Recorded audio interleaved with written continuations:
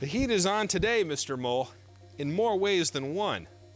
It's almost summertime, all these lights are on, and we have only one program to teach our students all they need to know about heat energy in physical and chemical changes. Everyone try to stay cool. During this lesson, you will distinguish between heat and temperature and define specific heat capacity.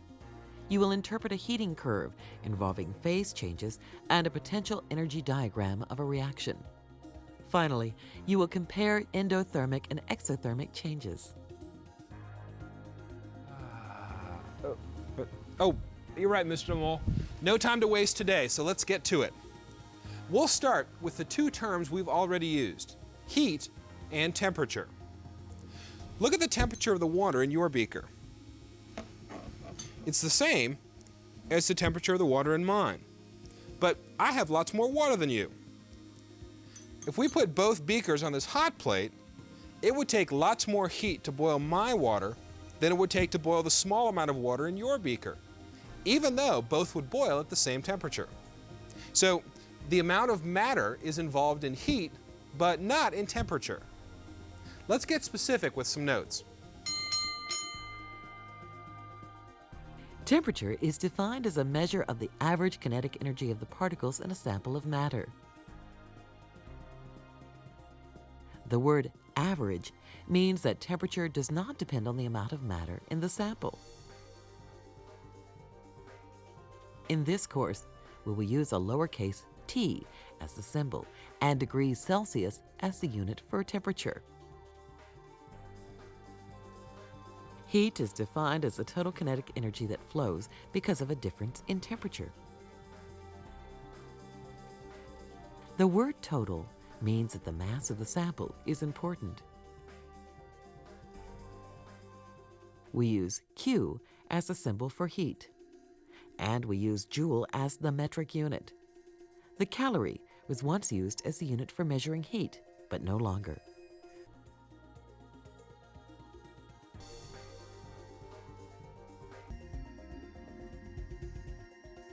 So we use temperature to describe how something is hot or cold. A cup of boiling water is just as hot to us as a big tank of boiling water. But which would you rather use to heat a room? When the energy flows from hot water to a cold room, the greater the mass of the water, the more heat released. Now, both definitions involve the term kinetic energy.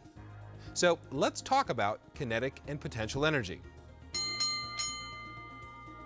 Kinetic energy is energy in motion. We can measure kinetic energy as temperature or heat. But potential energy is stored energy. This is energy in hiding, which cannot be measured. We can only measure energy changes in potential energy when it goes into or comes out of hiding.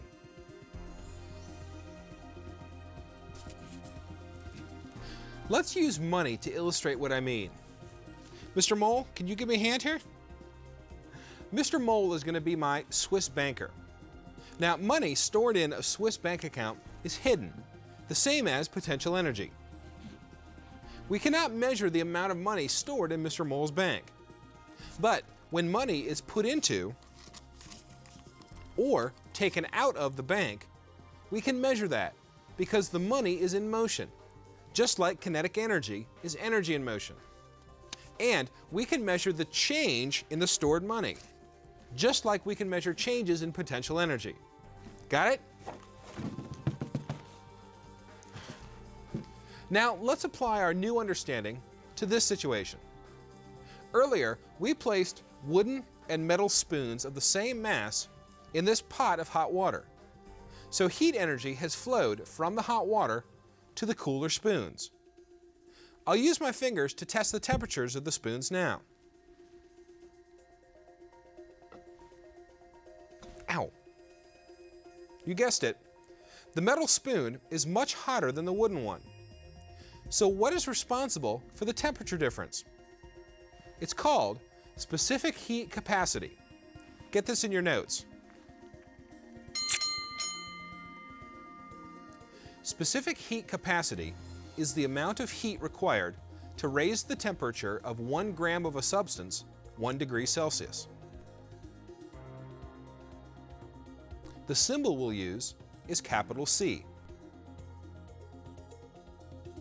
And the metric unit is joules per gram degree Celsius. Let's go back to our money analogy to help you understand specific heat capacity. But this time, instead of a Swiss bank, we'll use something a little smaller, a piggy bank. Let's say that you get your allowance each week in quarters. But your parents say that you must save this money for college by putting it in your piggy bank. Only after you have filled the bank can you actually spend the rest of your money.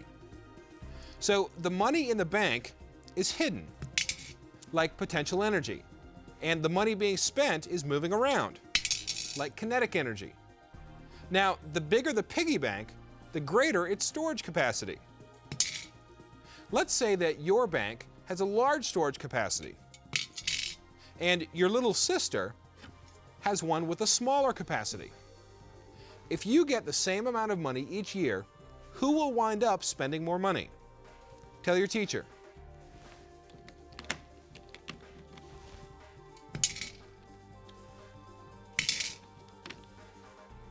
Your sister will fill up her bank fast, so she will spend lots more money than you.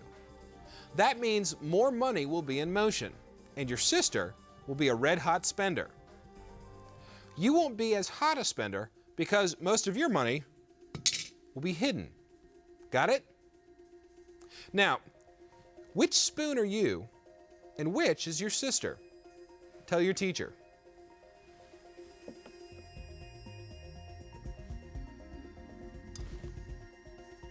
If you said that you would be the wooden spoon and your big spender sister would be the metal one, you're right. Let's see why. Here's an equation we can use to put everything together. Q is the heat that is absorbed, M is the mass of the substance, C is the specific heat capacity of the substance, and delta T means change in temperature. The triangle delta symbol is used a lot in science and means change in. When heat is absorbed by a substance, part of it goes into storage as potential energy, and part of it is used to make the molecules move around faster, raising the temperature. You explain this to your teacher using scientific terms. Why does the sand at the beach get hotter in the day and colder at night than the water in the ocean or a lake? Local teachers, please pause the tape for class discussion.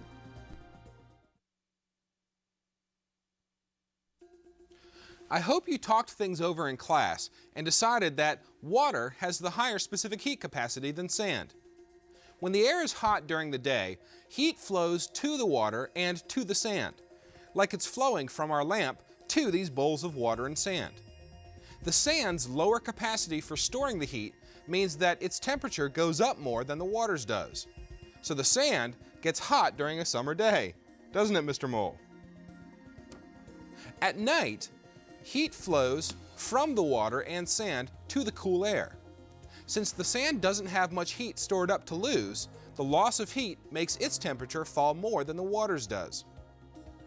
So, when you heat a substance, its temperature rises. How much depends on its specific heat capacity. But sometimes, the temperature doesn't do what we expect. Watch this. As heat is applied to this block of aluminum, its temperature rises continually until it begins to melt. Once the aluminum reaches this state, and even though heat is still applied, the temperature of the aluminum remains constant until all the aluminum is turned into liquid. Let's demonstrate with this beaker of ice.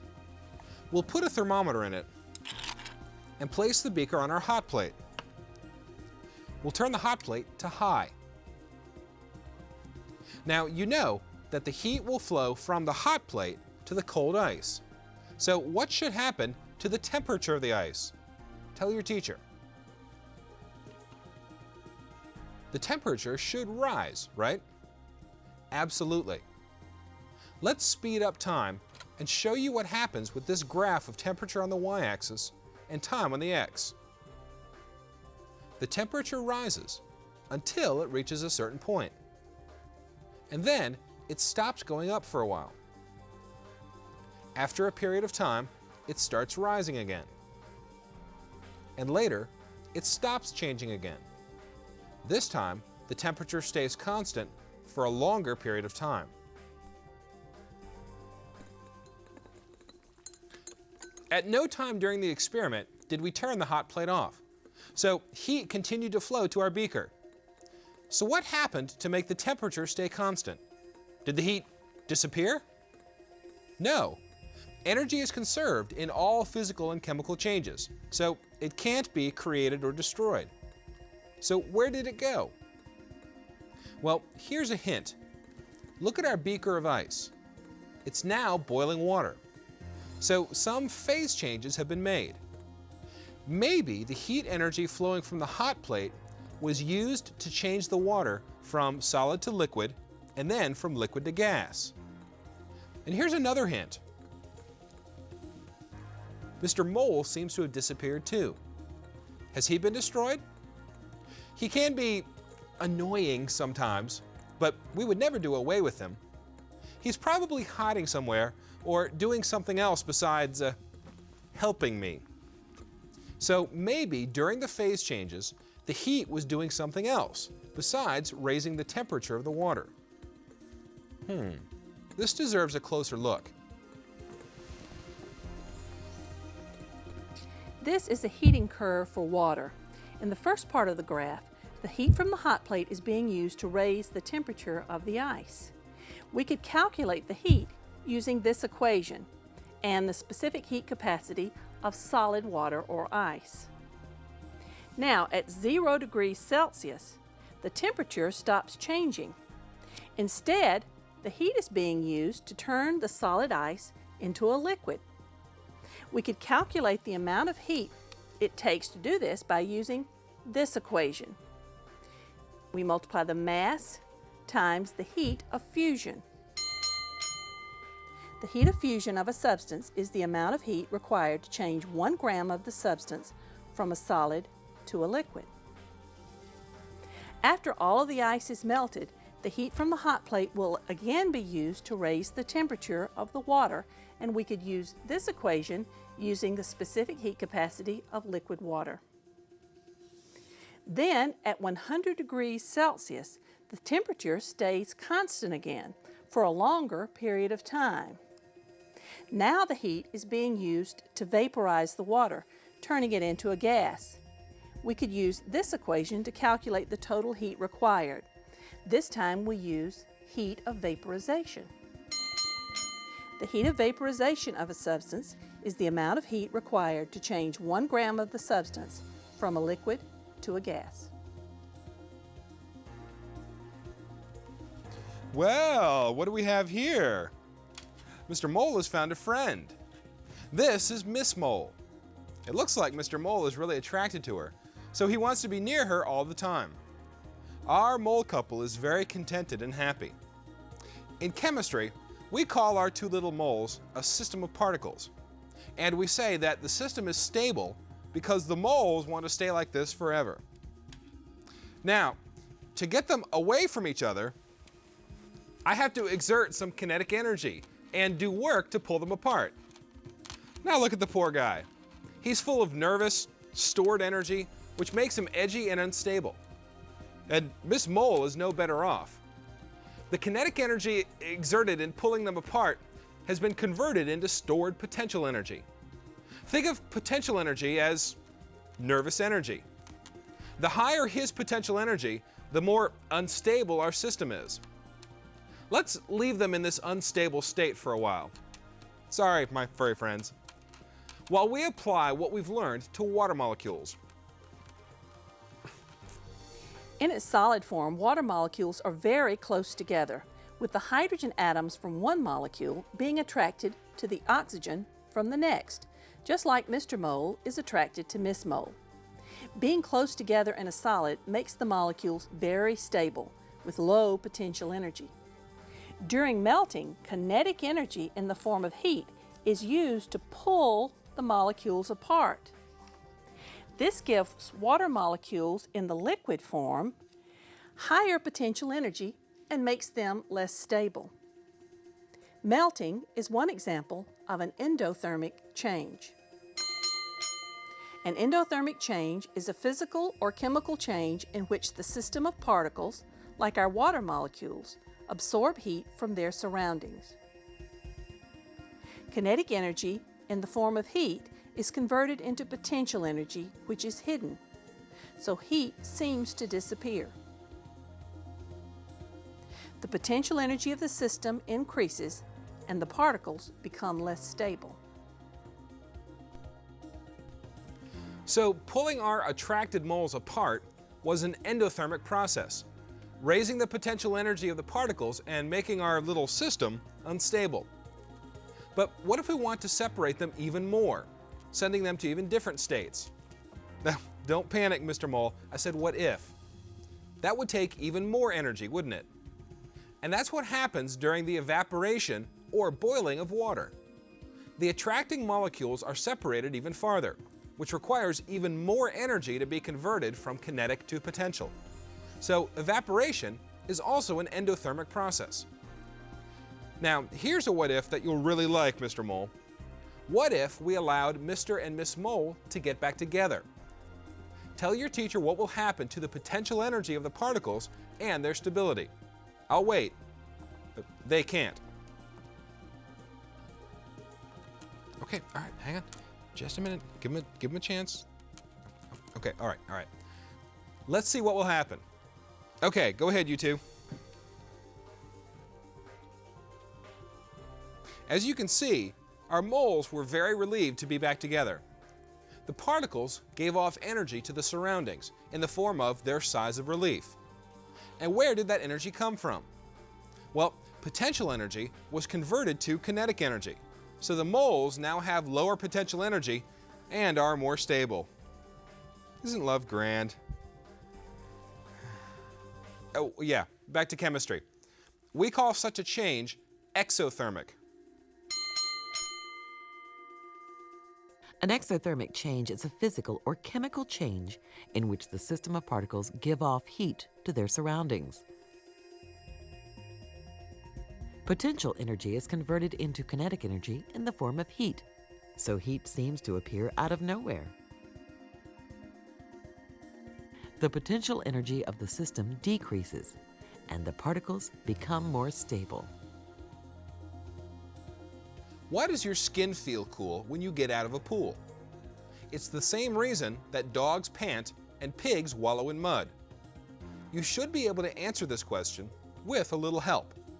Now, there are several things you'll need to keep track of, such as low versus high potential energy, endothermic versus exothermic, and system versus surroundings. So use your pencils and jot things down instead of trying to keep track of everything in your head. Watch this. The first thing you need to do is to make a list of solid, liquid, and gas from low potential energy to high potential energy. You don't have to draw the pictures. Just get them in order and label low and high potential energy. Now draw arrows like these. When potential energy goes from low to high, the change is endothermic. Think of potential energy as money in the bank. When your bank balance goes from low to high, you've put money in. And when your stored money goes from high to low, you've taken some out. In heat terms, that's called exothermic. Now, that should be on paper so you don't have to remember it while you're answering a question. Let's tackle an example question. Why does your skin feel cool when you get out of the pool? Well, water on your skin is the system we're interested in, and it's evaporating. So let's look closely at evaporation. Go to your chart. When water evaporates, it goes from liquid to gas. So it's going from low potential energy to high, and that means we have an endothermic change. In an endothermic change, the system, our water molecules, absorbs heat from the surroundings, and the surroundings we're interested in includes your skin. Your skin feels cool because it loses heat. Remember that in an endothermic change, the heat seems to disappear, but it's just changing into potential energy to evaporate the water. Humans cool themselves by sweat evaporating off of their skin. But dogs and pigs don't sweat. Dogs cool themselves by water evaporating from their tongues.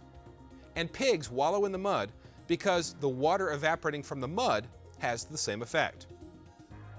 Now you try to answer this question. Why do farmers spray fruit on trees with water when the temperature is going to drop below freezing?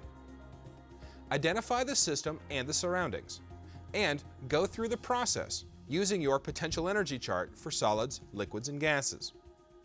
Local teachers, please pause the tape while students figure this out.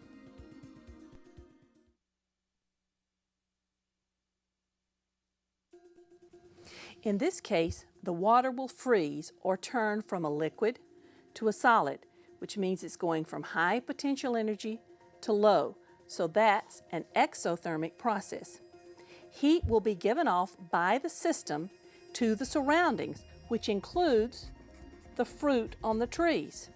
So the fruit will actually be warmed as the water freezes. Well, we've talked about phase changes, which are physical changes. Now let's look at the heat involved in a typical chemical reaction. We'll draw a graph of potential energy on the y-axis and time on the x-axis. Watch this and get some notes as we go along. We're going to draw a potential energy diagram for this reaction, in which hydrogen and chlorine molecules react to form hydrogen chloride. We'll start with the potential energy of our molecules right here on the graph. But remember that potential energy cannot be measured, so this is just an arbitrary starting point. We'll be able to measure changes in potential energy from this point on. Now, you learned in our last unit that for molecules to react, they must collide with an effective collision, and that energy is needed to do this. Here's why. When molecules get very close together, close enough to react, the first force they experience is repulsion, because electrons fill the space around the outside of all atoms, and negatively charged electrons of one molecule repel those of another molecule that gets close enough to react. So, just like our moles get lots of nervous energy when they're placed in a position they don't want to be, the potential energy of our reactants increases as the molecules get closer and closer together. The highest point is right here. It's called the activated complex, and this is the instant that the molecules actually collide. This is called the activated complex, and I want you to label it right here where I have this dot. And the energy required to reach the activated complex from the reactants to the activated complex is called the activation energy. Label it here.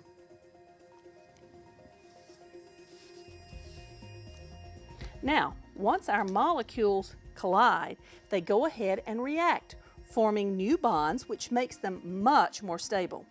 And just like our mole friends gave off a sigh of relief, our molecules give off energy. So their potential energy drops. In this case, the products have even lower potential energy than the reactants. Let's see how much energy was given off. At this point here, we've gotten out all the energy that was put in to reach the activated complex, so we're even. Now, the net energy release will be the difference between the potential energy of the reactants and the products. This is called the heat of reaction, and it's labeled delta for change in, heat with a subscript R for heat of reaction. In this case, the change in potential energy is negative and heat is given off. So this is an exothermic reaction. In exothermic reactions, products are more stable than reactants. Now, you look at this potential energy diagram and label the same things that we labeled before. And tell your teacher What is different about this reaction? Local teachers turn off the tape and give students problem set number 1 from the facilitator's guide. Here is what your diagram should look like. Here's the activated complex, and here is the activation energy. Here is the heat of reaction. The difference is that in this reaction, we don't get back all of the energy we put in because our product's potential energy is right here. So the products are higher in energy and less stable than the reactants. The heat of reaction, delta H sub R, is positive, and this is an endothermic reaction. Let's talk about activation energy first. Think of it as a barrier to overcome before the reaction can take place. The lower the activation energy, the faster the reaction will be. For example, the chemicals on this match will react with oxygen in the air in an exothermic combustion reaction. But nothing happens until we furnish a small amount of activation energy. Try this with me. Rub your hands together like this. Feel the heat? Well, friction furnishes the activation energy for this reaction. But the activation energy for the reaction between hydrogen and oxygen to produce water is higher. It takes a very high temperature, or a spark or flame, to activate the reaction. Look at these potential energy diagrams. Which one could represent a slow exothermic reaction? Tell your teacher. It's graph number 3. Which could represent a faster endothermic reaction? Tell your teacher. It's number 4. And which would represent a fast exothermic reaction? It's number 1. Okay, now it's time for you to impress your teacher with what you've learned today by taking our chemistry quiz.